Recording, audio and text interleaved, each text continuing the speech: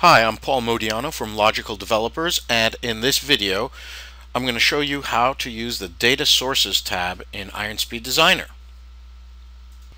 In order to best illustrate how to use the Data Sources tab, I've created an application from the Southwind database, and I have pointed to the orders table control. And you can see that if we go and we edit an order, the edit order table control doesn't have the order detail section that is normally generated by IronSpeed Designer. And that's because I cut it out in the hope of showing you how to configure it with the Data Sources tab to work properly. So let's take a look at our Edit Orders page. You can see that there is our Orders Record Control above and a blank cell where the Orders Details control should be. What we're going to do is we're going to add that Order Details control, and you can see under Data Entry Forms for unrelated tables, and by the way it says unrelated because it doesn't know that I want to put a related table in. But if I put it in here and I say I want to make an edit table control and I accept all the defaults, it puts it there. Now here's the thing.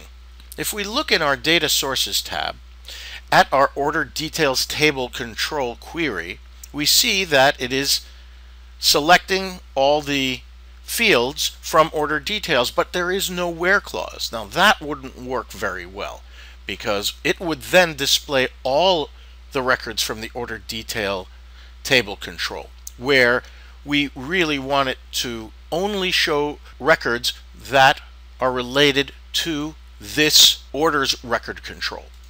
So we could fix that by, I'm going to pin this aside, and we're going to edit the data sources here, and you can see that IronSpeed already figured that, well, we probably want our order details order ID to match the orders order ID, so it's offering that to us because they're both on the same page, and I say yes, that's what I want to do, and so it adds that where clause.